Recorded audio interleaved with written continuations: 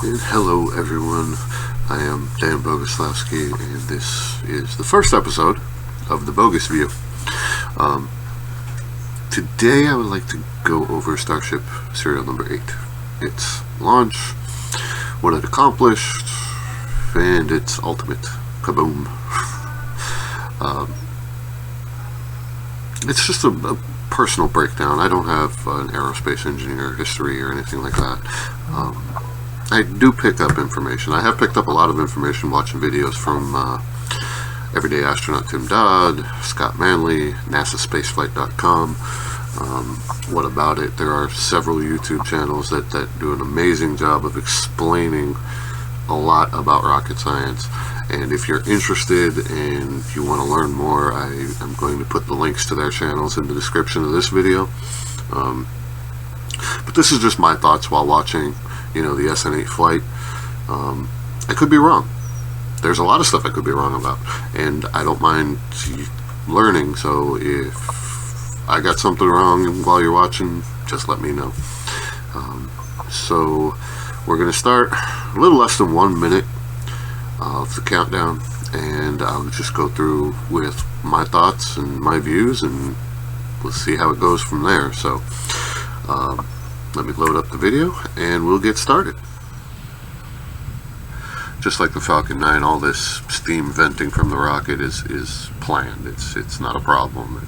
They have to keep the fuels chilled to a certain point, and as they're loading the rocket's a lot warmer. It's turning into a gas, and they have to vent that gas off to keep as much liquid fuel and liquid oxidizer in the rocket as possible before liftoff.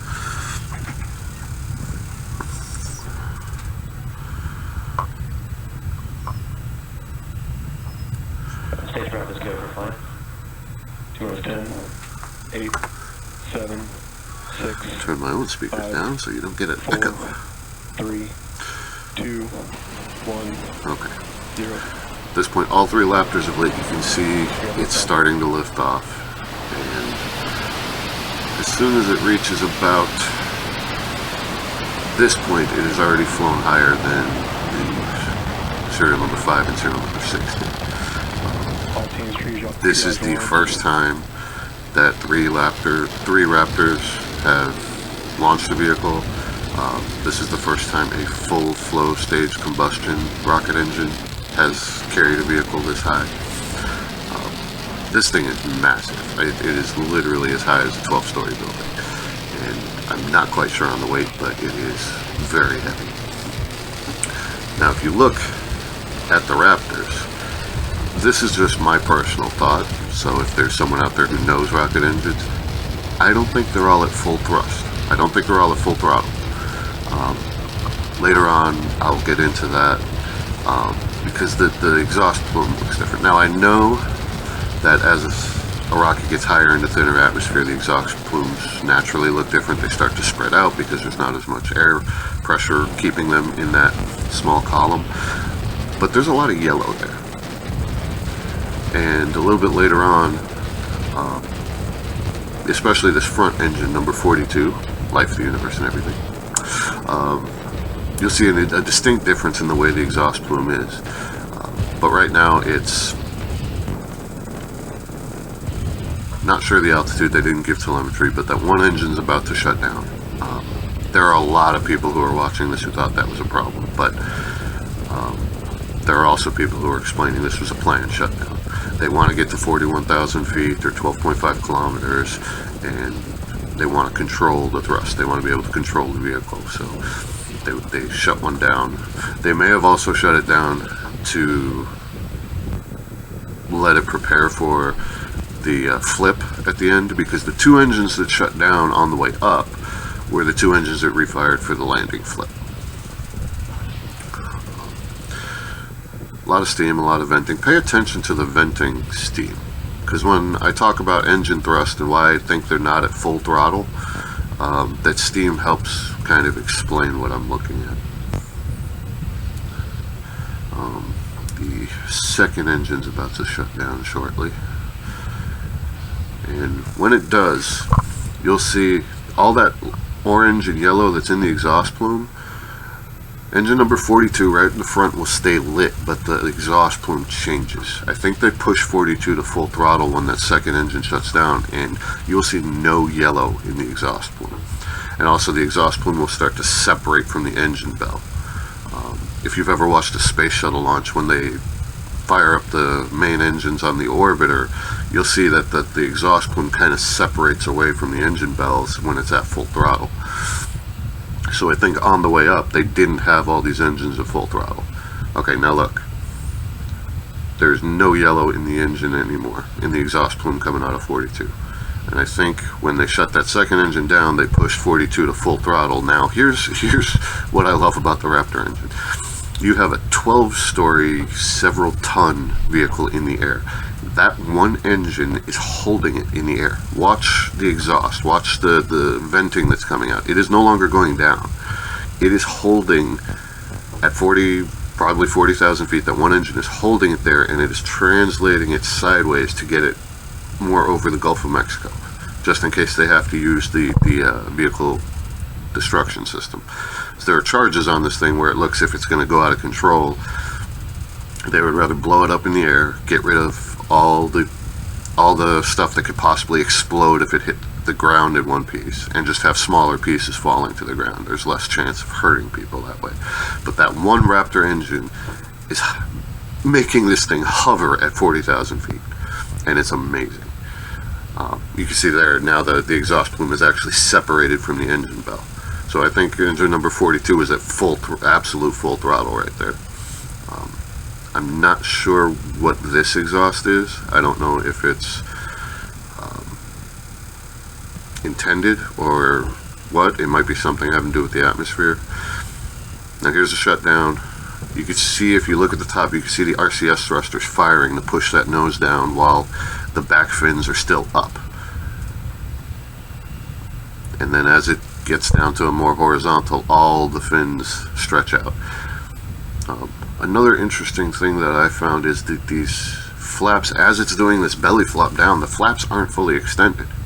I'm wondering if they could possibly get even more braking and even more drag to slow this thing down if they extended them fully out. But it could be a matter of, force loads on the vehicle. If they extended it fully out, maybe they were worried it could, tear off or have a rapid unplanned disassembly, or RUD, in midair.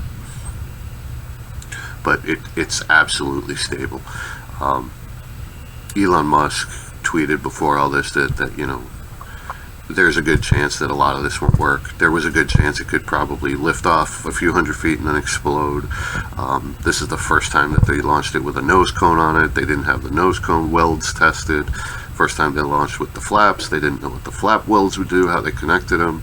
This could have, had a RUD very early on, and so far at this point in the test, everything has been successful.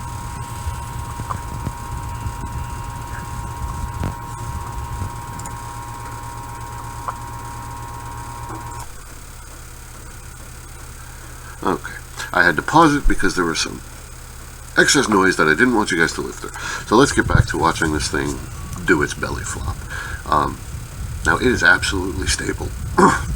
If you look at the two small screens on the side, you can see the flaps moving and adjusting, and this thing is stable. Now we're about to get to the engine relight.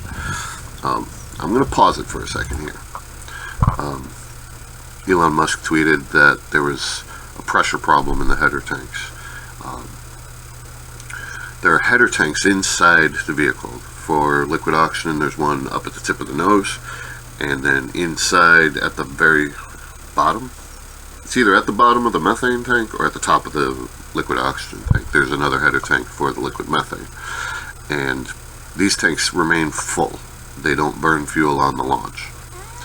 These tanks are only for the landing burn. So at this point, they're pressurized. And you're about to see the two engines that shut down early are going to relight. The back flaps are going to fold up to let air pass and let the ship start to swing down. My thought is that once the engine's relit, a little space started to appear in those header tanks as those fuels were burning. And when the ship swung over, that fuel sloshed around so much that it starved one of the engines and caused another engine to start running, I think, rich or lean. Scott Manley explained it pretty well if you want to go look at his recap video. But basically it started burning up the inside of the Raptor and they lost thrust. So here's the relight. They look good. They look like they relit. Very good. But if you see right here, when it straightens up is when the engines start to, one flames out and big bada boom. Now this right here, the explosion, is what mainstream media wants. Their headlines are reading that it exploded. Yes, it did. But everything else up to that point was a successful test of an experimental vehicle with experimental processes. Those 3 Raptor engines that you saw in this vehicle are only meant for landing, because on launch there's going to be an even bigger booster underneath it that's going to carry it up, probably past the Kármán line. And there are going to be another 3 Raptor engines inside that engine bay that are rated for vacuum. And those engines will help it get into orbit, help it get to the moon, help it get to Mars. Those 3 Raptor engines that you see in there are only going to be used for landing purposes. So this was a successful test. They now know that maybe they have to pump, say, a lot of rockets use helium. As fuel burns off and the tank level gets lower, the pressure in the tank starts to reduce, and they pump helium in on top of it to kind of keep the pressure.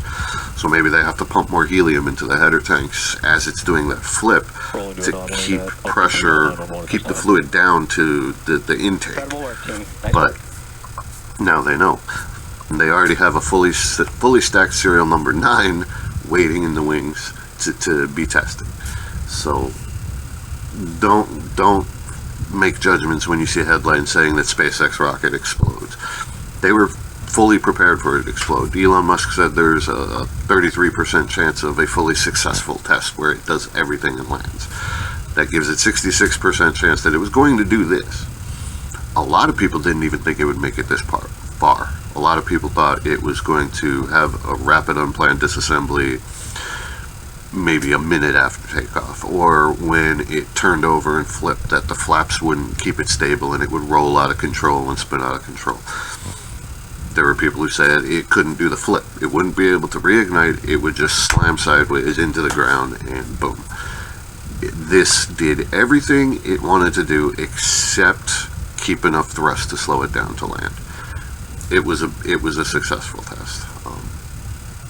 Once again, thank you to the people who I've been watching that have gotten me really interested in this. You know, Tim Dodd, the Everyday Astronaut, Scott Manley, all the guys at NASAspaceflight.com. I'm so interested in watching the development of this, and I hope you guys are too. Let me know in the comments if you think I should do more videos, if you think I should just, hide my face. But yeah, it was great, and I'm so glad to have been able to see it. You can see part of the nose cone actually survived, but if you also look, it's right in the middle of their landing pad, damn near. So the only thing that went wrong was the pressure in the header tanks not being able to feed the Raptors, and that doesn't seem like something that's too difficult to remedy. SN8, they have fully stacked. They got to roll it out to their test stand. They have to fill it up, make sure it passes cryo. They have to do a couple of test fires, and then that one's going to launch and do the same thing. And I'm confident if they follow their flight plan that they used for SN8 here, there's a good chance they can land it if they can figure out how to keep those header tanks pressurized. I'm excited to see SN9 fly. So maybe when SN9 flies, if I can, I'll put my own live stream up while following the SpaceX feed. This is the SpaceX feed on YouTube. You guys can watch it for yourself. It is almost 2 hours long, but if you skip ahead to about 1 hour and 48 minutes, you'll get to the countdown. The first attempt I guess there might have been a range violation where an airplane or a boat or something was in the exclusion zone that they had set up in case this did have to be blown up or it crashed into the Gulf of Mexico. And then they had to detank the vehicle. They had to take all the fuel out of it, re-chill it to get it cold again, and then refuel the vehicle before launch. So a lot of the video, the first hour and 40 minutes, is just sitting looking at the rocket. So again, let me know if I should do more, what you think. It's been fun, and I think I might do more videos, but let me know. I will see you guys later.